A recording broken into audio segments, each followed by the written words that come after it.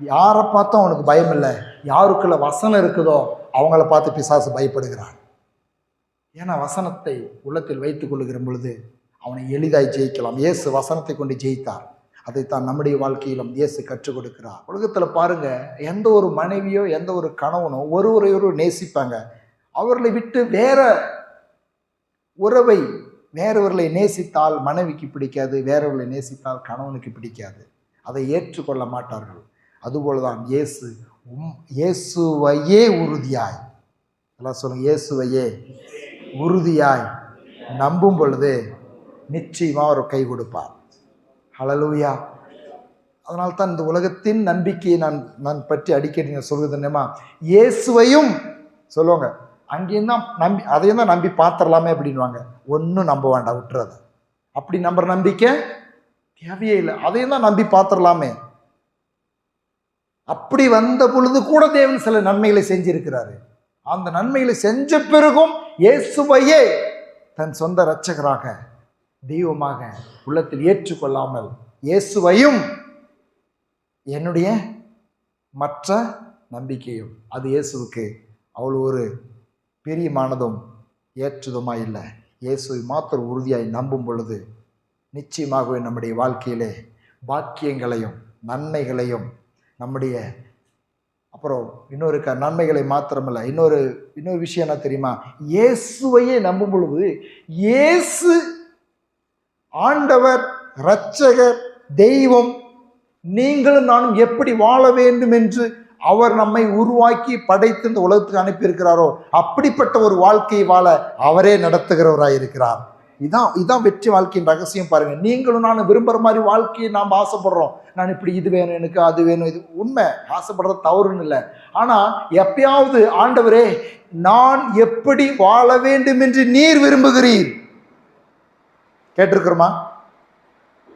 இன்னைக்கு நம்மளை பிசாசு வஞ்சிச்சு வச்சிருக்கிற ஒரு பெரிய காரியமே இதை சொல்லலாம். பாருங்க, பிள்ளைங்க கிட்ட பார்த்து, இன்னைக்கு வளருகிற பிள்ளைகள் கூட தாய் தகப்பன் பார்த்து, எனக்கு இது ஆசைதான், இது ஆசையாக இருக்குது, அப்படி ரொம்ப கம்மி பிள்ளைங்களை, அப்படிப்பட்ட பிள்ளைகளை பார்க்கறது ரொம்ப கம்மி தான். எனக்கு இது ஆசையாக இருக்குது, இருந்தாலும் அப்போ அம்மா நீங்கள் என்ன சொல்கிறீங்களோ அதை நான் சாய்ஸ் பண்ணிக்கிறேன், அந்த துணியை நான் எடுத்துக்கிறேன், அந்த நீங்கள் எங்களோட வயதில் மூத்தவங்க, உங்களுக்கு நிறைய அனுபவம் இருக்கும், உங்களுக்கு உலகத்தை பற்றியெல்லாம் தெரியும், நீங்கள் சொல்கிற பொருளை நான் வாங்கிக்கிறேன், நீங்கள் சொல்கிற துணியை நான் எடுத்துக்கிறேன், நீங்கள் சொல்கிற அந்த படிப்பை நான் படிக்கிறேன், நீங்கள் சொல்கிற அந்த ஸ்கூலில் நான் சேர்ந்துக்கிறேன், நீங்கள் சொல்கிற அந்த காரியத்தை செய்கிறேன் அப்படின்னு சொல்லி தாய் தகப்பனுடைய விருப்பத்தை நிறைவேற்றுவதற்கு தங்களை அர்ப்பணிக்கிற பிள்ளைகள் கொஞ்சம் தான் சொல்லலாம். எனக்கு இது பிடிச்சிருக்குது, அவ்வளோதான், நீ என்ன பண்ணுவே தெரியாது, எனக்கு வாங்கி தரணும், எனக்கு இது பிடிச்சிருக்குது, நான் இப்படி தான் பண்ணுவேன். இதுதான் இன்னைக்கு வளருகிற பிள்ளைகளுடைய உள்ளத்தில் பிசாசு கொண்டு வந்து வைத்திருக்கிறதான ஒரு கவர்ச்சியான ஒரு வஞ்சனை அப்படின்னே சொல்லலாம். அதனால தான் நம்முடைய வாழ்க்கையில் ஆண்டவரே முதல் ரட்சிக்கப்பட்டதும் அப்போஸ்தலனாகிய பவுலை இயேசு சந்திக்கிறாரு. சந்தித்த உடனே அவன் சொல்கிறான், தேவரீ நான் என்ன செய்ய சித்தமாயிருக்கிறீர். இதாங்க நம்முடைய வாழ்க்கையில் ஒவ்வொரு நாளும் இயேசுவை நோக்கி நாம் ஜெபிக்கிற முக்கியமான ஜெபமாக இருக்கிறோம். ஆண்டவரே நான் என்ன செய்கிறோம், நான் என்ன பேச விரும்புகிறீர், நான் எப்படி வாழ விரும்புகிறீர். நம்ம கேட்குறது ரொம்ப குறைவுதில்லை. என்னை குறித்து நீங்கள் வச்சிருக்கிறதான பிக்சர் என்னை குறித்து வச்சிருக்கிறதான எண்ணங்கள், நோக்கங்கள் என்ன, ஒவ்வொருவருக்கும் இன்றைக்கி என்ன நினைக்கிறோம் அப்படின்னா, பாஸ்ட்டுக்கு தான் ஆண்டவர் சில தரிசனங்கள்லாம் காமிப்பார், எப்படி ஊழியம் செய்யணும், எப்படி சபையை கட்டணும் அப்படின்னு சொல்லி பாஸ்ட்டுக்கு தான் அதெல்லாம் காமிப்பார்.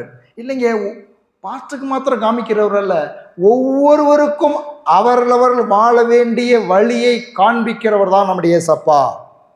அல்லேலூயா. நீங்களும் நானும் கேட்ட, நான் என்ன செய்யணும் ஒவ்வொரு நாளும் கேட்டு வாழலாமே, அவர் நிச்சயமாக நடத்துவார். அதனால தான் அவர் சொல்கிறாரு, நான் உனக்கு போதித்து நடக்க வேண்டிய வழியை காட்டுவேன். எப்படி காட்டுறாரு அப்படின்னாக்கா, எப்படி அவரை நம்புவதற்கும் அவருடைய வழியை அறிந்து கொள்வதற்கும் அவரை உறுதியாய் நம்புவதற்கும் வேத வசனம் நமக்கு உதவி செய்கிறது. எல்லாரும் சொல்லுங்க, ஆண்டவருடைய வழியை அறிந்து கொள்வதற்கு, அவர் மேல் நம்பிக்கை வைப்பதற்கு அவருடைய வார்த்தை எனக்கு உதவி செய்கிறது, அவருடைய ஆவியானவர் எனக்கு உதவி செய்கிறார். இப்போதும் கர்த்தராகிய ஆண்டவரே, நீரே தேவன், உம்முடைய வார்த்தைகள் சத்தியம். எல்லாம் சொல்லுங்க, வார்த்தைகள் சத்தியம். தேவரீர் உமது அடியானுக்கு இந்த நல் விசேஷங்களை வாக்கு தத்தம் பண்ணினீர். அப்ப இந்த வார்த்தைகள், ஆண்டவருடைய வார்த்தைகள் நமக்கு அவர் மேல் நம்பிக்கை வைப்பதற்கும், அவர் நமக்காய் வைத்திருக்கிற அந்த பாதைகளை அறிந்து கொள்வதற்கும் உதவி செய்கிறதா இருக்கிறது அவருடைய வார்த்தைகள். இன்னைக்கு இயேசுவை நம்புகிறோம் என்று சொல்லுகிற அநேகர் அவருடைய இந்த அவருடைய வார்த்தையை விசுவாசிக்கிறதற்கும், கேட்கிறதற்கும், நம்புவதற்கும் இல்லாதபடிக்கு, அப்படி அந்த வார்த்தையின் மேல் நம்பிக்கை வைக்காதபடிக்கு, வார்த்தையை விசுவாசிக்காதபடிக்கு, வார்த்தையை ஏற்றுக்கொள்ளாதபடிக்கு பிசாசு வஞ்சிக்கிறான் என்று தான் சொல்ல முடியும். ஆகவே தான் வசனம் சத்தியம், உம்முடைய வார்த்தைகள் சத்தியம். நீரே தேவன், உம்முடைய வார்த்தைகள் சத்தியம். அவர் சொல்லியிருக்கிற வார்த்தை. அதனால்தான் வார்த்தை தேவன். கிறிஸ்துவத்திலே மிக முக்கியமான ஒரு காரியம் என்று சொன்னால் வார்த்தை தேவன். வார்த்தையும் தேவனையும் பிரிக்க முடியாது, இரத்தத்தையும் இயேசுவையும் பிரிக்க முடியாது. இது ஒரு மிகப்பெரிய ஒரு மகத்துவமான சத்தியம். இது ஒரு பெரிய ரகசியம். சங்கீதம் 57:10 என்ன சொல்லுகிறது? உமது கிருபை வான பரியந்தமும் உமது சத்தியம் மேக மண்டலங்கள் பரியந்தமும் எட்டுகிறது. உம்முடைய சத்தியம் இங்க சொல்லப்பட்டிருக்கிறது என்னன்னாக்கா, உம்முடைய சத்தியம் மேக மண்டலங்கள் பரியந்தம் எட்டுகிறது. சத்தியம்னா என்ன? அதான் அவருடைய வார்த்தை. சொல்லு, வார்த்தை, வார்த்தை, வார்த்தை. அதனால்தான் வார்த்தை மனு உருவானார். என்ன சொல்லுகிறது? வார்த்தை மனுஷனானார். வார்த்தை தான் மனுஷனா மாறியது. வார்த்தை தான் கடவுள். கிறிஸ்துவத்தில் வார்த்தை தான் கடவுள் என்று சொல்லுகிறோம். வார்த்தை தான் மனிதனாக உலகத்தில் வந்தார் என்று சொல்லி வேதவசனம் சொல்லுகிறது. அப்ப அந்த வார்த்தை தான் சத்தியம். அந்த வார்த்தை மேக மண்டலங்கள் பரியந்தம் எட்டுகிறது. வார்த்தை எவ்வளவு வல்லமையுடையது பாருங்க. நம்ம வார்த்தைலாம் எதோரிலும் போவோம். நம்முடைய சத்தியம் மேக மண்டலங்கள் பரியந்தம் எட்டுகிறது. அப்படின்னா நான் எப்படி நினைக்கிறேன்னாக்கா, மேக மண்டலத்தில் பார்த்து அவர் மேகங்களை எழச் செய்து மழையை வரப்பண்ணுகிறார் அப்படின்னு எழுதியிருக்குது. அப்போ என்ன பண்ணுறாரு? அவருடைய வார்த்தை மேக மண்டலங்கள் அதுக்கு மேலே கூட எட்டுது. நம்ம வார்த்தை எதுவரையில் எட்டும்? நம்ம சத்தம் எதுவரையில் எட்டும்? பாருங்க, இப்போ நான் இங்கே பேசிட்டு இருக்கிறேன், பழைய சர்ச்சில் சவுண்டு கேட்கலன்றாங்க. என் வாய்ஸே அங்கே கேட்கல. ஆனால் ஆண்டோடைய வார்த்தை அப்படிப்பட்டதில்லை. மேக மண்டலங்களுக்கு எட்டுது. அங்கே கூட கட்டளை, இங்கேருந்து அவர் கட்டளை கொடுத்தாருனாக்கா மேக மண்டலங்களுக்கு மழை பெய்யுது. அவர் மின்னலை உண்டாக்குகிறார். சூரிய சந்திரனுக்கு அவர் கட்டளை கொடுக்கிறார். அவருடைய வார்த்தை அவ்வளவு வல்லமையுடையது. அதைத்தான் அந்த வார்த்தையின் அடிப்படையில் அவரை நம்பும் பொழுது நம்முடைய வாழ்க்கையிலும் அந்த வார்த்தைகள் வல்லமையான காரியங்களை செய்கிறதா இருக்கிறது என்பதுதான் வேத வசனத்தின் மூலமாய் நாம் அவர் மேல் கொண்டிருக்கிற நம்பிக்கை. சங்கீதம் 119, 142. உம்முடைய நீதி நித்திய நீதி, உம்முடைய வேதம் சத்தியம். உம்முடைய நீதி நித்திய நீதி, உம்முடைய வேதம் சத்தியம். எல்லாரும் சொல்ல முடியும், வேதம் சத்தியம். உம்முடைய வேதம் சத்தியம். அவருடைய வேதத்தை சத்தியமாக பார்க்காமல் வெறும் மனதளவிலே அவர் மேல் நம்பிக்கை வைக்கிற நம்பிக்கையில் பல நேரங்களிலே நாம் சோர்ந்து போக முடியும். உம்முடைய நீதி நித்திய நீதி, உம்முடைய வேதம் சத்தியம். அவருடைய இந்த வேத வசனத்தின் அடிப்படையில், சூழ்நிலைகளின் அடிப்படையில் அல்ல, வேத வசனத்தின் அடிப்படையில் அவர் மேல் நம்பிக்கை வைக்கும் பொழுது நிச்சயமாகவே நம்முடைய நம்பிக்கை பலனுள்ளதாய், தேவனிடத்திலிருந்து நன்மைகளை கொண்டு வருகிறதாய் இருக்கும் என்பது வேதம் கூறுகிற சத்தியமாக இருக்கிறது. யோவான் சுவிசேஷம் 8வது அதிகாரம் 32வது வசனம். சத்தியத்தையும் அறிவீர்கள், சத்தியம் உங்களை விடுதலையாக்கும் என்றார். சத்தியத்தை அறிவீர்கள், சத்தியம் உங்களை விடுதலையாக்கும். எது விடுதலையாக்குது நம்முடைய வாழ்க்கையில? பல நேரங்களில் விடுதலை இல்லைன்னு சொல்கிறோம் இல்லையா? என் வாழ்க்கையில், உங்கள் வாழ்க்கையில், மனிதனுடைய வாழ்க்கையில் விடுதலை இல்லைங்க அப்படின்றோம் இல்லையா? விடுதலைக்கு வேதம் கூறுகிற வழிமுறையை பாருங்க. எல்லாரும் என்ன சொல்லுவாங்க? கடவுளை தேடுங்க விடுதலை அடைவீங்க அப்படி தானே சொல்லுவோம். நம்ம கடவுள் மேல் நம்பிக்கை வைங்க விடுதலை அடைவீங்க. தவறு இல்லை, நல்லது தான். ஆனால் அதையும் தாண்டி ஒரு காரியம் உண்டு. சத்தியத்தை அறியும் பொழுதே விடுதலை. அல்லேலூயா. எது சத்தியம்? ஆண்டவர் தான் சத்தியம். இயேசு சத்தியம். இயேசுவின் வார்த்தை சத்தியம். அவருடைய வார்த்தையை அறிய அறிய, கேட்க கேட்க கேட்க, அவருடைய சத்தியம் நம்முடைய வாழ்க்கையில் விடுதலையை கொண்டு வருகிறது. பலவிதமான பாவக்கட்டுகள், சாபக்கட்டுகள், பலவிதமான பிசாசின் வல்லமையிலிருந்து உங்களையும் என்னையும் விடுதலை ஆக்குகிற பாருங்க. ஒரு உதாரணத்துக்கு ஒரு காரியத்தை சொல்கிறேன் நான். எப்படி விடுதலை அடைகிறோம்? நாம் சில காரியங்களில் சில தீமைக்கு நாம் விடுதலை அடைகிறோம். எப்படி விடுதலை அடைகிறோம்? நம்மளுக்கு தெரியறதில்ல. என்ன தெரியறதில்ல? இந்த கரண்ட் கம்பத்தில் கிரவுண்ட் ஆகிட்டு இருக்குது, இந்த எலக்ட்ரிசிட்டி கரண்ட்டுக்கு கிரவுண்ட் ஆகிட்டு நம்மளுக்கு தெரியாது. அதில் ஒரு போர்டு போட்டு, ஒரு எக்ஸ் மார்க் போட்டு அபாயம் அப்படின்னு சொல்லி எழுதியிருப்பான். அதை பார்க்குறோம், படிக்கிறோம், அறிஞ்சிக்கிறோம். ஓ, இதில் தீமை இருக்குது, இதில் ஏதோ ஆபத்து இருக்குதுன்னு அறிஞ்சு கொண்ட உடனே நாம் என்ன பண்ணுறோம்? அந்த தீமைக்கு நாம் பாதுகாக்கப்படுகிறோம். அறிஞ்ச உடனே பாதுகாக்கப்படுகிறோம். அப்படி நம்முடைய வாழ்க்கையின் ஒவ்வொரு காரியத்திலும் இதை அறிய அறிய, சத்தியத்தை அறிய அறிய, பலவிதமான காரியங்களிலிருந்து இந்த சத்தியம் நம் விடுதலை ஆக்கி கொண்டே இருக்கிறது. அதுதான் சத்தியத்தை அறிவீர்கள், சத்தியம் உங்களை விடுதலையாக்கும். இந்த சத்தியம் இயேசுவாய் இருக்கிறார், இயேசுவின் வார்த்தையாய் இருக்கிறது. யோவான் 17:17. உம்முடைய சத்தியத்தினாலே அவர்களை பரிசுத்தமாக்கும், உம்முடைய வசனமே சத்தியம். எப்படி பாருங்க, உம்முடைய சத்தியத்தினாலே பரிசுத்தமாக்கும், உம்முடைய வசனமே சத்தியம். எல்லாரும் சொல்லுவீங்களா? உம்முடைய சத்தியத்தினாலே அவர்களை பரிசுத்தமாக்கும், உம்முடைய வசனமே சத்தியம். ஆமென். எது சத்தியமா? வசனத்தை நம்புறீங்களா? வசனத்தை கேட்குறீங்களா? அதனால்தான் இன்னொரு வசனத்தை கூட வாசித்திடலாம். யோவான் எழுதின சுவிசேஷம் 6:54. என் மாம்சத்தை புசித்து என் இரத்தத்தை பானம் பண்ணுகிறவனுக்கு நித்திய ஜீவன் உண்டு. நான் அவனை கடைசி நாளில் எழுப்புவேன். என் மாம்சம் மெய்யான போஜனமாய் இருக்கிறது, என் இரத்தம் மெய்யான பானமாய் இருக்கிறது. என் மாம்சத்தை புசித்து என் இரத்தத்தை பானம் பண்ணுகிறவன் என்னில் நிலைத்திருக்கிறான், நானும் அவனில் நிலைத்திருக்கிறேன். கிறிஸ்துவத்தின் போதனையும் கிறிஸ்துவின் இயேசு கிறிஸ்து மேல் வைக்கிற நம்பிக்கையும் குறித்து இந்த இடத்துல எழுதப்பட்டிருக்கிறது.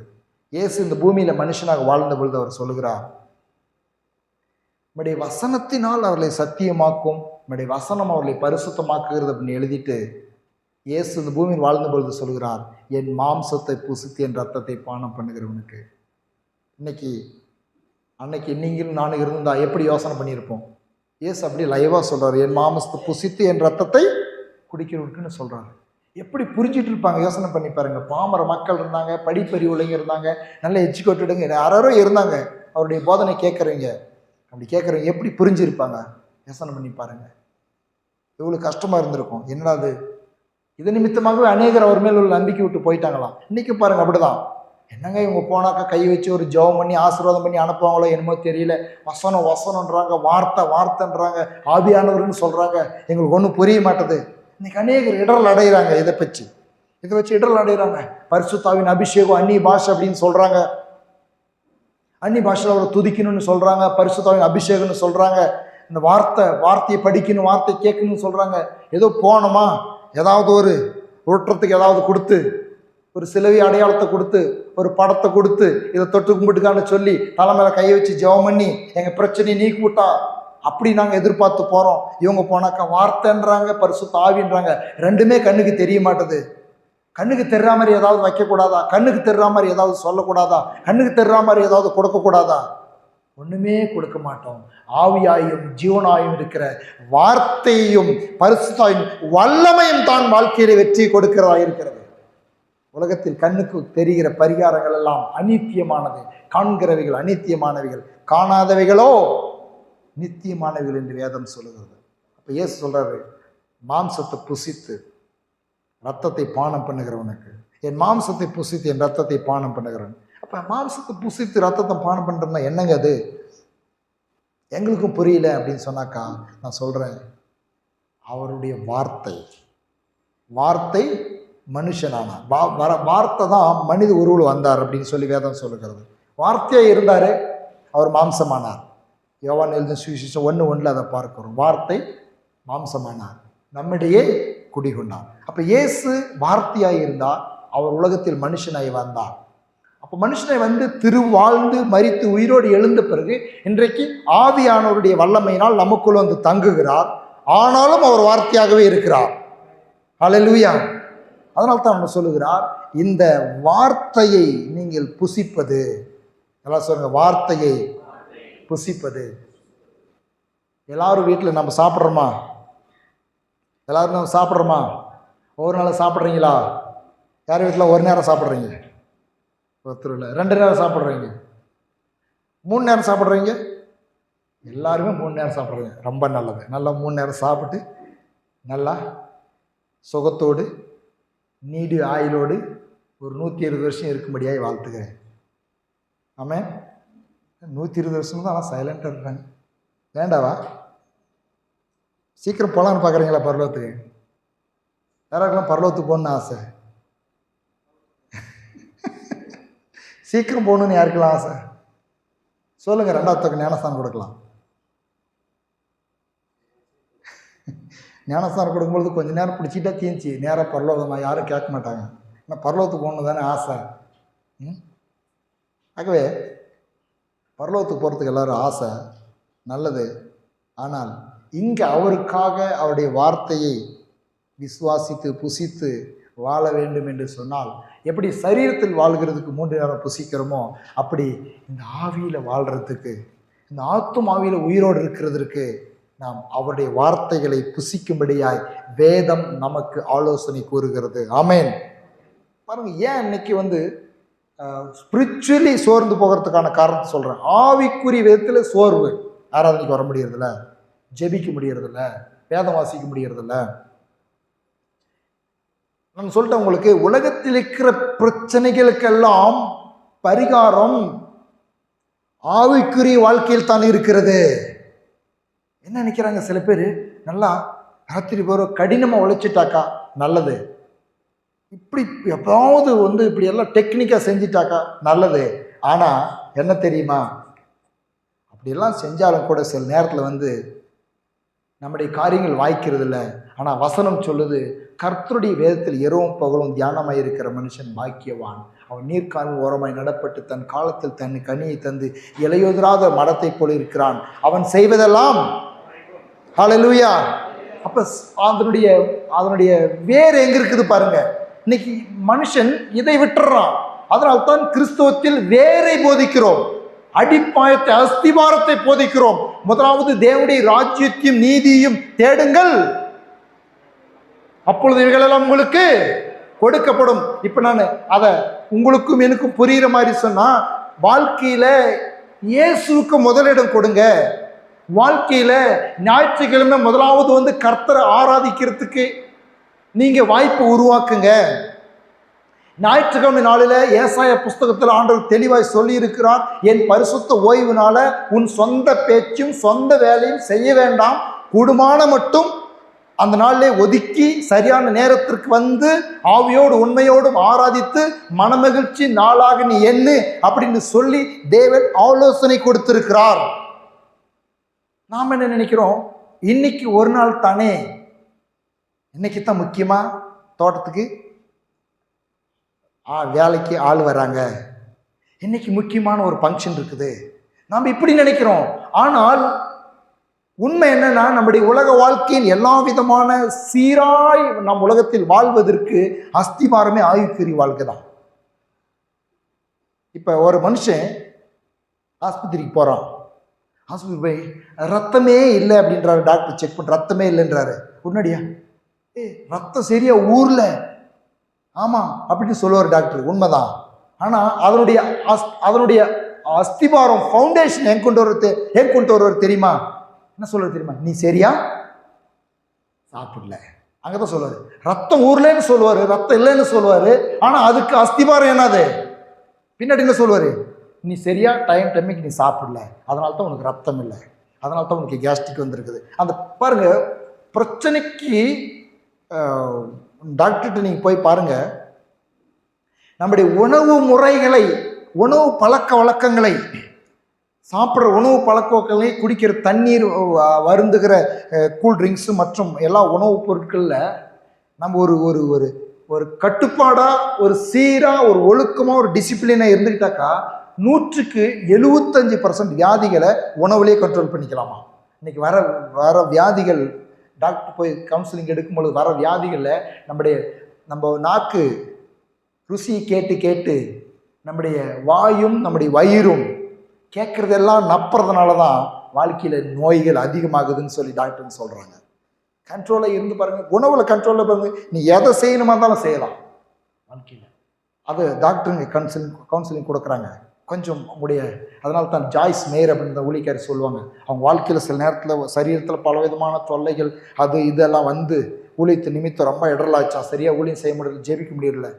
அப்போ அவங்க ஆண்டவருடைய சமூகத்தில் ஜெபிக்கும் பொழுது ஆவியான அவங்களுக்கு உதவி செஞ்சு அவங்க சொன்னாங்களாம், ஒரு தீர்மானம் எடுத்தாங்களாம், என்னுடைய வாழ்க்கையில் எதை மாத்திரம் தான் நான் சாப்பிடுவேன், இப்படி தான் நான் செய்வேன் அப்படின்னு சொல்லி உறுதி எடுத்த பிறகு அவருடைய வாழ்க்கையில் சரீரத்தில் பலவிதமான மாற்றங்கள் உண்டாகி அவர் உற்சாகமாக பாருங்கள் இன்றைக்கும் அவங்க இருக்கிறாங்க. நீங்கள் டிவியில் பார்க்க முடியும். ஜாய்ஸ் மேயர் பெண்களுக்கு மற்றும் வசனத்தை பற்றி அதிகமாக போதிப்பாங்க. நீங்கள் கேட்கலாம், ஜாய்ஸ் மேயர் ஊழியங்கள் தமிழில் அந்த செய்திகள்லாம் கூட இருக்கும். அவங்க ஒரு சாட்சியில் சொல்லுவாங்க. என்ன சொல்லுவாங்க தெரியுமா? அவங்க ஊழியத்துக்கு போகிற இடத்துல நிறைய ஊழியக்காரர் வந்திருக்காங்கன்னு சொல்லி நிறைய வகையான உணவுகள் வைக்குவாங்களாம். அவங்க சொல்லுவாங்களாம், தைரியமாக அதை ஒதுக்கிட்டு இவங்களுக்கு தேவையானதை சாப்பிட்ற அளவுக்கு எனக்கு கட்டுப்பாடு இருக்குது. வெண்ணத்தோடனே தோசையை வச்சாலும் கூட தைரியமாக அதை சாப்பிடாத வர முடியும்னுவாங்க. முடியுமா நம்மளால? என்னாலையும் நம்ம எங்காவது போயிருக்கிறோம், நல்ல ருசிகரமான சாப்பாட்டை வச்சாக்கா சாப்பிடாத வர முடியும்? இன்னைக்கு ஒரு நாளைக்கு தானே விடு அப்படின்ட்டு நாம் அந்த சோதனையில் விழுந்துருவோம். இப்போ அந்த உறுதி வாழ்க்கையில் சில நன்மைகளை கொண்டு வருகிறது உணவில்.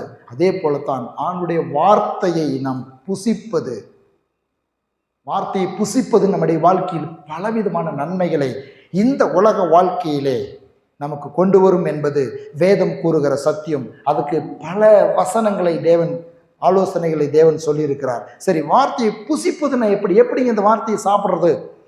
சொல்றாரு, என் மாம்சத்தை புசித்து என் ரத்தத்தை பானம் பண்ணுகிறவன் நித்திய ஜீவன் உண்டு, அவனை நான் கடைசி நாளில் எழுப்புவேன். என் மாம்சத்தை புசித்து என் ரத்தத்தை பானம் பண்ணுகிறவன் என்னில் நிலைத்திருக்கிறான், நானும் அவன் நிலைத்திருக்கிறேன். அப்போ ஒன்று தெரியுது, அவர் என் மாம்சத்தை புசித்துன்னு சொல்லும் பொழுது அவருடைய சத்தியமாக இருக்கிற அவருடைய வார்த்தையை உட்கொள்வது, வார்த்தையை புசிப்பது அப்படின்றத அப்படி சொல்கிறாரு அப்படின்றத நம்ம புரிஞ்சுக்கிட்டோம்.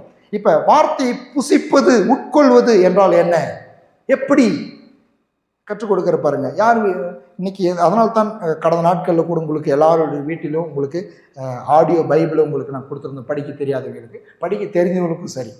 உட்காந்துட்டு நம்மளுக்கு படிக்க முடியாது. நீங்கள் வீட்டில் வேலை செஞ்சுட்டு இருப்பீங்க, சமையல் செஞ்சுட்டு இருப்பீங்க, துணி துவைச்சிட்டு இருப்பீங்க, சும்மா படுத்துக்கிட்டு இருப்பீங்க, இல்லை உட்காந்துட்டு டைம் சும்மா வேஸ்ட்டாக டைம் உட்காந்துட்டு இருப்பீங்க. அந்த நேரத்தில் நம்முடைய சிந்தைகள் எங்கேயோ போயிட்டுருக்கோம், அமெரிக்காலாம் போயிட்டு வந்துட்டுருக்கோம். அப்படிப்பட்ட நேரங்களிலே அந்த வார்த்தைகள் நம்முடைய செவிகளிலே ஒலிக்கலாம். வேதத்தை எடுத்து படிக்க தெரிஞ்சது படிக்கலாம். இப்படி படிக்கிறதுனால ஒரு விதத்தில் அதை உட்கொள்கிறது. கேட்பது, ரோமர் 10:17.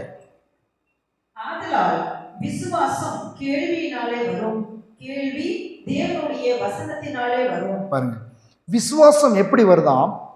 தேவனுடைய வார்த்தையை கேட்பதினால். எல்லாரும் சொல்லுங்க, தேவனுடைய வார்த்தையை. விசுவாசம் எப்படி வரும்? இயேசு மேலே எப்படி விசுவாசம் வரும்? எனக்கு நம்பிக்கையே வரமாட்டதுங்க அப்படின்னாக்கா, ஆண்டோடைய வார்த்தையை கேட்க கேட்க என்ன ஆகுதுனாக்கா, அவருடைய அந்த வார்த்தையில் ஆவியானவரால் எழுதப்பட்டிருக்கிறதுனால அந்த வார்த்தையில் வல்லமை உண்டு. அந்த வார்த்தையில் அவருடைய மகத்துவங்கள் பேசப்படுகிறது. ஆமென். வார்த்தை கேட்கும் பொழுது பாருங்க, மகத்துவங்கள் பேசப்படுகிறது. ஆவியானவர் எழுதி வச்சிருப்பாரு, சங்கீதங்கள்லாம் போட்டு உட்காந்துக்காங்க பாருங்க. கேட்க கேட்க ஆசையா இருக்கும். நிருபங்கள்லாம் போட்டுட்டு ஆடியோவில் போட்டுட்டு உட்காந்து கேட்டுட்டு இருந்து பாருங்க, இல்லை நீங்களே படித்து பாருங்க. கேட்க ஆசையாக இருக்கும். இப்படி ஆவியானவர் எப்படி உதவி செய்கிறார், எப்படி நம்முடைய வாழ்க்கை வாழ வேண்டும் என்று ஆலோசனைகள். அப்போ வார்த்தை உட்கொள்ளும் பொழுது நம்முடைய வார்த்தை, அந்த வார்த்தையை சாப்பிட சாப்பிட வாழ்க்கை, அந்த வார்த்தை என்ன பண்ணுது, ஆரோக்கியமான வாழ்க்கையாய், ஆரோக்கியமான ஆவிக்குரிய வாழ்க்கையாய், ஆரோக்கியமான உலக வாழ்க்கையாய் அது மாற்றுகிறது. முதலாவது புசிப்பது என்பதில் முதலாவது படிப்பது, இரண்டாவது வசனங்களை கேட்பது, வேத வசனங்களை மாத்திரமல்ல நல்ல ஆவிக்குரிய பிரசங்கங்களை கேட்பது. அடுத்து யோசுவா 1:8, இந்த நியாயப்பிரமாண புஸ்தகம் உன் வாயை விட்டு பிரியாதிருப்பதாக, இதில் எழுதியிருக்கிறவைகளின் படியெல்லாம் நீ செய்ய கவனமாய் இருக்கும்படி இரவும் பகலும் அதை தியானித்துக் கொண்டிருப்பாயாக. அப்பொழுது நீ உன் வழியை வாய்க்க பண்ணுவாய், அப்பொழுது புத்திமானாயும் நடந்து கொள்வாய். அப்ப இரவும் பகலும் தியானிக்க வேண்டிய ஒரு, இரவும் பகலும் அசை போட வேண்டிய, இரவும் பகலும் தியானிக்க வேண்டிய ஒரு காரியம், ஒரு சத்தியம், ஒரு வேலை என்னவென்று சொன்னால் ஆண்டோடைய வார்த்தையை உட்கொள்கிறது என்று சொன்னால் என்ன அப்படின்னாக்கா, அவருடைய வார்த்தையை இரவும் பகலும் தியானிப்பது. எல்லாம் சொல்ல இரவும் பகலும். அதனால்தான் சங்கீதக்காரன் தாவீது சொல்கிறான், நான் ராச்சாமங்களில் தியானிக்கிறேன். திடீர்னு ராத்திரியில் முழிக்கிறீங்க, ஒரு உதாரணத்தை சொல்கிறேன், முழிச்சுட்டு எல்லாம் இருட்டாக இருக்குது, ஏதோ ஒரு காரியத்துக்காக விழிப்பு உண்டாகிறது. உண்டான உடனே என்ன இருட்டாக இருக்குது, பேய் இருக்குமோ, அது இருக்குமோ அப்படின்னு தியானிச்சா எப்படி இருக்கும்? இருட்டாக இருக்கும்போது இரவின் பயங்கரத்திற்கும் பகலில் பிறக்கும் அம்புக்கும் கர்த்தரனை தப்புவிப்பார் என்று எழுதியிருக்கிறது அப்படின்னு அப்படி தியானிச்சா எப்படி இருக்கும்? அதனால் தான் இரவும் பகலும் எதை தியானிக்க வேண்டும்? இந்த வார்த்தையை தியானிப்பது தான் உட்கொள்வது, தியானிப்பது. இரவும் பகலும் தியானிப்பது, அசை போடுவது. ராத்திரி போல இன்றைக்கெல்லாம் உலகத்தில் என்ன பண்ணுறாங்க, எதை தியானிக்கிறாங்க? எப்போ பாரு உலகத்தின் காரியங்களை தியானிக்கிறாங்க, அரசியலை தியானிச்சிட்டு இருக்கிறாங்க. டிவியில் வந்து தான் ஏதோ ஒரு மோசமான நிகழ்ச்சிகள், ஒரு விபத்துக்கள், இல்லை ஒரு தீமைகள், ஒரு சண்டை, இல்லை வேறு கலவரத்தை அதையே தியானிச்சிட்டு இருப்பாங்க மண்டையில் போட்டுக்கிட்டு. நம்முடைய மண்டையில் அது ஏறி இருந்து பாருங்க. இந்த அட்வர்டைஸ் தெரியுமா உங்களுக்கு? ஏன் அட்வர்டைஸ்னா நான் பார்க்குறது சுமார் எத்தனையோ வருஷங்களாச்சு. இந்த அட்வர்டைஸ்மெண்ட் டிவிலேயே யூடியூப்பில் வருது இல்லையா, அதை நான் பார்க்குறதுலையா தெரியுமா? ஏன் பார்க்குறதில்லன்னு சொன்னாக்கா, அவன் பாருங்கள், நீங்கள் ஒரு ஏதோ ஒரு நிகழ்ச்சியை பார்த்துருப்பீங்க அப்படின்னு சொன்னாக்கா 5 நிமிஷத்துக்கு ஒருத்தக்க, 3 நிமிஷத்துக்கு ஒருத்தக்க, 10 நிமிஷத்துக்கு ஒருத்தக்க சார் அட்வர்டைஸிங்களை கொண்டுட்டு வருவான். நல்ல அட்வர்டைஸிங்களை பார்க்குறது நல்லது, உபயோகமான அட்வர்டைஸிங்களை. சில பொருட்களை பற்றி அட்வர்டைஸிகளை கொண்டுட்டு வருவான். அநேகர் அதில் விழுந்திருப்போம். நாம் ஆரம்ப நாட்கள் நான் அப்படி தான் விழுந்திருக்கேன் நிறைய காரியங்களில். ரேடியோவில் கேட்டுட்டு இருந்தோம் ஆரம்ப நாட்களில். இதில் ரேடியோவில் வானொலிகளை செய்திகளை கேட்டுருப்பேன். அந்த செய்திக்குள்ளேயே 4-5 தடவை அட்வர்டைஸ்மெண்ட் வரும். அந்த கேட்டு அந்த அட்வர்டைஸ் கேட்டு அதுக்கு அடிமையாயிட்டு அதை வாங்க சொல்லிடுவோம், வாங்கிடுவோம் நாம். அதில் மிகப்பெரிய நஷ்டங்கள் எல்லாம் அனுபவிச்சவர்கள் உண்டு. அப்படியே ஆசைக்கிரம எப்படி அப்படின்னு சொல்லி போட்டு காமிச்சு ஒரு தடவை கேட்டால் நம்ம வாங்க மாட்டோம் பாருங்க. மீண்டும் போடுவோம். அதை ஒரு 10 தடவை 20 தடவை போடும் பொழுது அது நம்மளுடைய உள்ளத்தை கவர்ந்து நம்ம உள்ளத்தில் பதிஞ்சிருது. மீண்டும் கேட்கறதுனால அப்போ உலகத்தின் செய்தியே அந்த அளவுக்கு நம்மளை ஆக்கிரமிச்சுக்குதுனாக்கா, ஆண்டோடைய வார்த்தையை மீண்டும் கேட்கும் பொழுது, மீண்டும் நினைவில் கொண்டு வரும் பொழுது நம்முடைய வாழ்க்கையில் மிகப்பெரிய மாற்றங்களை உண்டாக்கும் என்பது சத்தியம். ஆமென். அதனால்தான் யோசுவாவுக்கு தேவன் சொல்லுகிறார், இரவும் பகலும் தியானித்து கொண்டிருப்பாயாக. அப்போ இரவும் பகலும் உங்களுடைய என்னுடைய வாழ்க்கையிலே தியானமாக இருக்க வேண்டிய காரியம் என்னது? இயேசுவின் வார்த்தை. அதுதான் புசிப்பது, உட்கொள்வதுக்கு அதைத்தான் இயேசு சொல்லுகிறார், இது உட்கொள்ளணும், புசிக்கணும் அப்படின்னு சொல்லிட்டு. அடுத்து வார்த்தை புசிப்பது உட்கொள்வதுக்கு இன்னொரு அர்த்தத்தை நான் சொல்லுகிறேன். சங்கீதம் 91:1-2. உன்னதமானவரை மறைவில் இருக்கிறவன் சர்வ வல்லவருடைய நிழலில் தங்குவான். நான் கர்த்தரை நோக்கி, நீர் என் அடைக்கலம், என் கோட்டை, என் தேவன், நான் நம்பியிருக்கிறவர் என்று சொல்வேன். அடுத்து ஒரு காரியம் என்னன்னாக்கா, அதாவது வார்த்தையை புசிப்பது உட்கொள்வது அப்படின்னா இன்னொன்று என்ன அப்படின்னாக்கா, நம்முடைய வாயில தேவனுடைய வார்த்தையை அறிக்கை பண்ணுவது. என்ன சொல்லுகிறான் அவன்? நான் தேவனை நோக்கி நீர் என்னுடைய என்னன்னு சொல்றேன்னா சொல்லுங்களேன், நீங்க சொல்ல மாட்டீங்களா? நான் கர்த்தரை நோக்கி, நீங்க என்னன்னு சொல்ல போறீங்க? ஏன் தான் இந்த கஷ்டத்தை கடவுள் கொடுத்தாரோ எனக்கு? நாம் பேச பழகுனது அத்தானே. நான் கர்த்தரை நோக்கி, ஏன் என்ன எப்படி சோதிக்கிறீர் ஆண்டவரே? நான் கர்த்தரை நோக்கி, நீங்கள் எங்கே போயிட்டீங்க ஆண்டவரே? நான் கர்த்தரை நோக்கி, எனக்கு தான் இந்த கஷ்டம் தீரும் ஆண்டவரே. நீங்கள் கர்த்தரை நோக்கி எப்படி? நீங்களும் கர்த்தரை நோக்கி எப்படி பாருங்க, இங்கே சொல்கிறது கூட கஷ்டப்படுறீங்க. எங்கே நீங்கள் தனியாக சொல்லணுன்னாக்கா உங்களை எந்த அளவுக்கு இன்னும் டியூன் பண்ணணும். நான் உங்கள் வாழ்க்கையில் தனியாக இருக்கிற நேரத்தில் இது சொல்ல முடியுமா? நான் கர்த்தரை நோக்கி, நீர் என் கோட்டை, என் அடைக்கலம், என் தேவனை நம்பி இருக்கிறவர் என்று வார்த்தையை புசிப்பது உட்கொள்வது அப்படின்றத பற்றி பேசிட்டு இருக்கிறேன். வார்த்தையை புசிப்பது உட்கொள்வதுன்னா என்ன? முதலாவது படிப்பது, ரெண்டாவது கேட்பது, மூன்றாவது தியானிப்பது, நான்காவது அறிக்கை பண்ணுவது. இதெல்லாம் புசிக்கிறதும் உட்கொள்கிறதும் தேவன் சொல்லுகிற காரியம், இயேசு சொல்லுகிற மாதிரி புசிக்கிறதும் உட்கொள்கிறது. இப்படிதான் வார்த்தையை நாம் உள்ளத்தில் கொண்டு வர முடியும். இப்போ நான் எப்படி சொல்றேன்னாக்கா, இந்த சரீரத்துக்கு தேவையான எனர்ஜியை கொடுக்கக்கூடிய டீ குடிக்கிறீங்களா? டீ குடிக்கிறது ஒன்று. ரெண்டாவது வெத்தலை பாக்கு போடுறீங்களா? ஓகே, சில பேர் இன்னும் போட்டுட்டு இருப்பீங்க. நல்லது, போடுங்க, உங்களுக்கு விருப்பமாக இருந்தாக்கா, அது ஒன்றும் தொந்தரவு இல்லை. சாப்பிடுவீங்களா? பிரியாணி சாப்பிடுவீங்களா? ஜூஸ் குடிப்பீங்களா?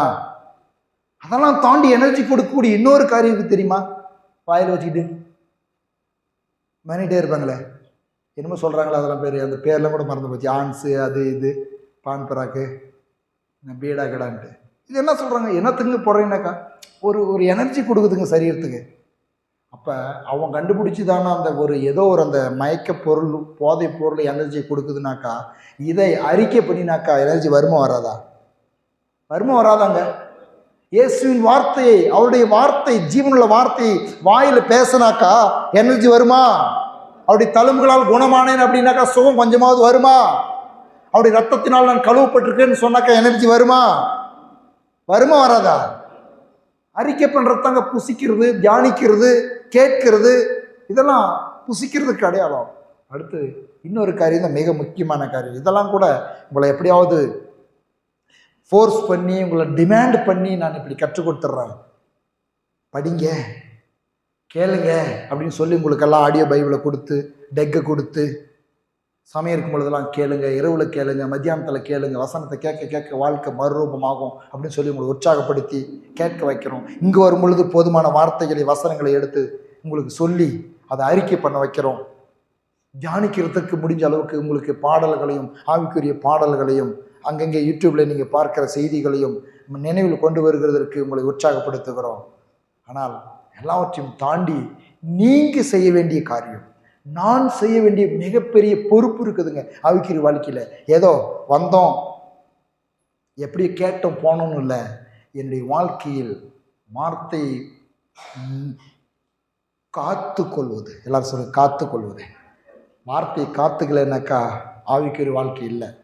இன்னைக்கு நானும் இல்லை, நீங்களும் இருக்க முடியாது. வார்த்தையை காத்துக்கலைன்னாக்கா இயேசு சொல்றாரு, யோவான் எழுதின சுவிசேஷம் 15வது அதிகாரம் 7வது வசனம், நீங்கள் என்னிலும் என் வார்த்தைகள் உங்களிலும் நிலைத்திருந்தால் நீங்கள் கேட்டுக்கொள்வது எதுவோ அது உங்களுக்கு செய்யப்படும். எல்லாரும் சொல்லுங்க, நீங்கள் என்னிலும் என் வார்த்தைகள் உங்களிலும் நிலைத்திருந்தால் நீங்கள் கேட்டுக்கொள்வது எதுவோ அது உங்களுக்கு என்ன நிலைச்சிருக்கணுமா? வார்த்தை நிலைச்சிருக்கணுங்க. சாப்பிட்ற சாப்பாடு உங்களுக்குள்ள போய் தங்கி அது டைஜஷன் ஆகி, ஜீரணம் ஆகி, அது உங்களுடைய ரத்த நாளங்களுக்குள்ள போனால் தான் உங்களுக்கு எனர்ஜியே தவிர, நீங்கள் சாப்பிட்ட சாப்பாடு அப்படியே பேக்கில் பேதியே போயிட்டு இருந்தாக்கா எனர்ஜி கிடைக்குமா?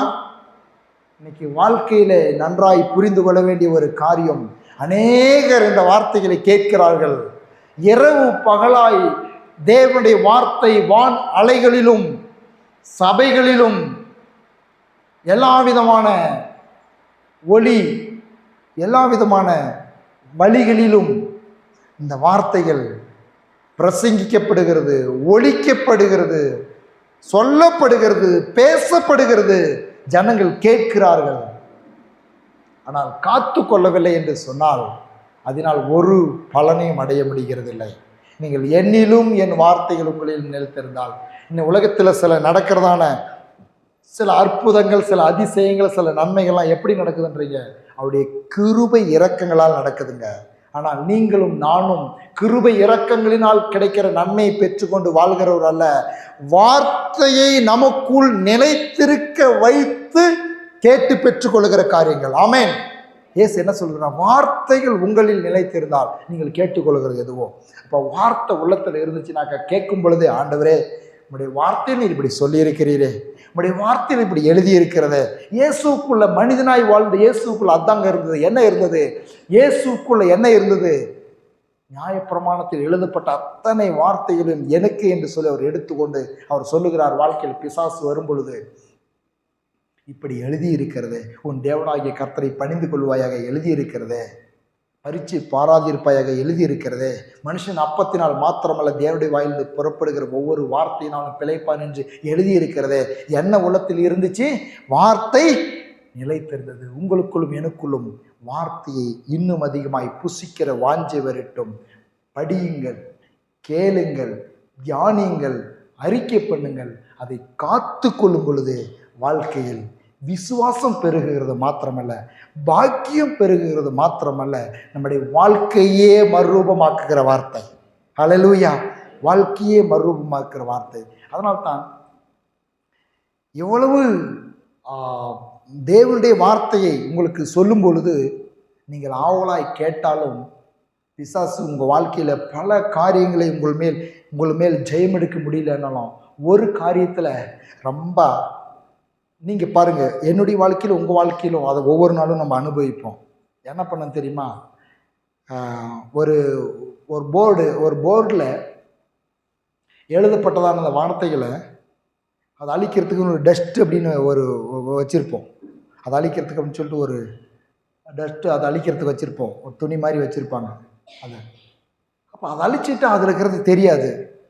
அப்போ தான் படிச்சுட்டு இருந்திருப்பாங்க அவங்க. அதை அழிச்சிட்டு அதில் இருக்கிறது தெரியாது. அது போலவே உங்களுடைய என்னுடைய உள்ளத்தில் நிலைத்திருக்கிற, எண்ணங்களில் நிலைத்திருக்கிற, மனதில் நிலைத்திருக்கிற, தியானித்து கொண்டிருக்கிற இந்த வார்த்தைகளை எடுத்து போடுவதற்காகவே தான் மேசரான பிரச்சனைகளை கொண்டு வருவான். அதுதான் மத்தேயு 13:1-17 வரலும் இயேசு கிறிஸ்து சொல்லுகிறார், வார்த்தைகள் உங்களுக்குள் நிலைத்திருக்கவில்லை என்று சொன்னால் வாழ்க்கையில் வெற்றி இல்லை. கடந்த நாட்களிலே நாம் பார்த்தோம், நான் சொல்லி இந்த வார்த்தைகளை கேட்டு அவைகளின்படி செய்கிறவன் கண்மலையின் மேல் கட்டப்பட்டவன், அவைகள் மேல் செய்யாதவன் மணலின் மேல் கட்டப்பட்டவன். இயேசுங்க சொல்கிறாரு, வாழ்க்கையில் பலனே இல்லாத போயிடுது. வாழ்க்கையில் இன்னைக்கு விரக்தியா, சோர்வா, டல்லா, நன்மைகள் இல்லாமல் இருக்கிறதுக்கு காரணம் என்ன தெரியுமா? மத்தேயு 13 இயேசு சொல்கிறாரு. மத்தேயு 13 இயேசு 1-17 வரலும் வாசிக்க வேண்டாம். நீங்கள் வேதாகம் இருக்கிற ஒவ்வொரு எடுத்து வைத்துக் கொள்ளுங்க. நான் இது விளைக்கிறேன். அவர் சொல்கிறாரு, விதைக்கிறவன் விதைக்க பெறப்பட்டான். வழியருகே விழுந்தது, கற்பாறையில் விழுந்தது, முள்ளுகளிடங்களில் விழுந்தது, நல்ல நிலத்தில் விழுந்தது அப்படின்னு சொல்லிட்டு அவர் சொல்கிறாரு, கேட்கிறதற்கு காதுள்ளவன் கேட்க கடவன். எதை பற்றி பேசுகிறாரு? வார்த்தைகளை பற்றி பேசுகிறாரு. இன்னைக்கு கேட்கிறதற்கு காதுள்ள பொருளாய் நாம் இருக்கிறோம். கேட்கிற வசனங்களை நான் சொன்னது போல படிக்கிறதும், கேட்கிறதும், தியானிக்கிறதும், அறிக்கை பண்ணுகிறதும், அதோடு கூட காத்து கொள்கிறதற்கு நாம் முயற்சி எடுக்க வேண்டும். ராஜ்யத்தின் வசனத்தை கேட்டும் உணராது இருக்கும்போது பொல்லாங்கன் வந்து அவன் இருதயத்தில் விதைக்கப்பட்டதை பறித்து கொள்ளுகிறான். யார் பறித்து கொள்றது?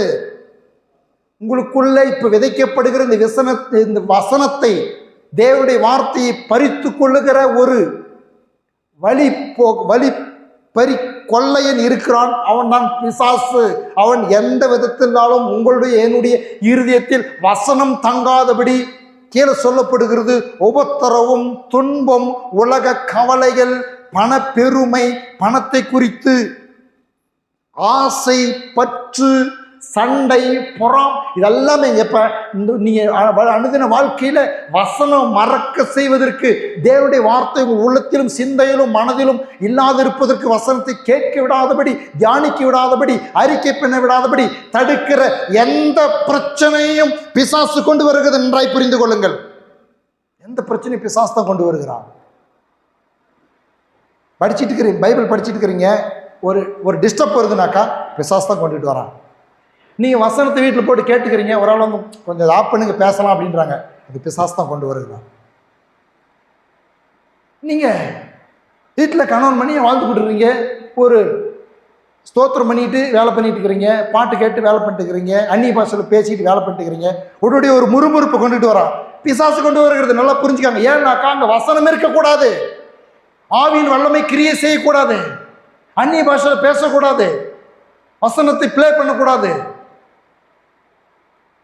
ஒரு பக்தி பாடலை போட்டு பாருங்க, என்னங்க வளைச்சி அந்த பாட்டு பாடிட்டே இருக்குது, கொஞ்சம் ஆஃப் பண்ணுங்க. ஏன் தெரியுமா? இவைகள் வசனம் இருதயத்தில் இருந்து விட்டால் அந்த மனுஷன் பிசாசை ஜெயித்து விடுவான். ஆமேன். அதனால தான் ஒரு ஊழியக்காரர் சொல்றாரு, யாரை பார்த்தா அவனுக்கு பயம் இல்லை, யாருக்குள்ள வசனம் இருக்குதோ அவங்கள பார்த்து பிசாசு பயப்படுகிறான். ஏன்னா வசனத்தை உள்ளத்தில் வைத்துக் கொள்ளுகிற பொழுது அவனை எளிதாய் ஜெயிக்கலாம். இயேசு வசனத்தை கொண்டு ஜெயித்தார். அதைத்தான் நம்முடைய வாழ்க்கையிலும் இயேசு கற்றுக் கொடுக்கிறார். நாம் எழுந்து நிற்போம். வசனத்தை புசிப்பது, வாசிப்பது, கேட்பது, தியானிப்பது, அறிக்கை பண்ணுவது, இவைகளெல்லாம் தேவனுடைய வார்த்தையை நாம் புசிப்பது, உட்கொள்வதற்கு ஒரு வழியாய் இருக்கிறது. கேட்பது, படிப்பது, கேட்பது, தியானிப்பது, அறிக்கை பண்ணுவது, வசனத்தை புசிப்பதற்கு, உட்கொள்வதற்கு வழியாய் இருக்கிறது. வசனத்தை காத்து கொள்வதற்கு பரிசுத்த ஆவியானவர் நமக்கு உதவி செய்வார். வசனத்தை உள்ளத்தில் காத்து கொள்வோம். அவர் சொல்லுகிறார், வசனத்தை காத்து கொள்ளும் பொழுது சொல்லுகிறார், நல்ல நேரத்தில் விதைக்கப்பட்டவனோ வசனத்தை, எல்லாரும் சொல்லுங்க, வசனத்தை கேட்கிறவனும் உணர்கிறவனுமாயிருந்து 100 60 30 பலன் தருவான் என்றார். அப்போ நீங்களும் நானும் கேட்கிற வசனங்கள் நம்முடைய வாழ்க்கையில் பலன் தரணும்னாக்கா அவைகளை காத்து கொள்ளணும். பிசாசு எடுத்து போடுறதுக்கு விடக்கூடாது. தொடர்ந்து வசனத்தை கேட்க, தியானிக்க, அறிக்கை பண்ண, படிக்க வாழ்க்கையில் முக்கியத்துவத்தை நாம் செலுத்துவோம். எத்தனையோ காரியங்களுக்கு முக்கியத்துவம் செலுத்துகிறோம். நல்லது. வாழ்க்கையில் முன்னேறுவதற்கு, வேலை செய்வதற்கு, நம்முடைய வேலை, நம்முடைய பொறுப்பு, நம்முடைய ஜவாப்தாரி, உலகத்தில் உள்ள எல்லா காரியங்களுக்கு முன்னுரிமை கொடுக்கிறோம். நல்லது. அப்படி பொறுப்புள்ளவர்களாய் வாழ்வது நல்லது. அதே நேரத்தில் இன்னொரு பக்கம் கர்த்தருடைய வார்த்தைக்கும், வாசிப்பதற்கும், கேட்பதற்கும், தியானிப்பதற்கும் நாம் முக்கியத்துவம் கொடுப்போம். நல்ல தகப்பனே, இந்த வார்த்தைகளுக்காய் நாங்கள் நன்றி செலுத்துகிறோம். வார்த்தைகளை தொடர்ந்து வாசிக்க, கேட்க, தியானிக்க, அறிக்கை பண்ண பரிசுத்த ஆவியானவருக்கு உதவி செய்வீராக. இயேசுவின் நாமத்தில் ஜெபிக்கிறோம் பிதாவே. என் ஆத்துமாவே கர்த்தரை ஸ்தோத்திரி, என் முழு உண்மையுடைய பரிசுத்த நாமத்தை ஸ்தோத்திரி. என் ஆத்துமாவே கர்த்தரை ஸ்தோத்திரி. கர்த்தர் செய்த சகல உபகாரங்களும் என்று மறவாதே. ஆமாம். பிதாவாகிய தேவனுடைய அன்பும், இயேசு கிறிஸ்துவின் கிருபையும், பரிசுத்த ஆவியானவருடைய சந்தோஷமும், சமாதானம், ஐக்கியம் நம் அனைவரோடும் என்றென்றும் இருப்பதாக. ஆமென். ஹல்லேலூயா, ஹல்லேலூயா.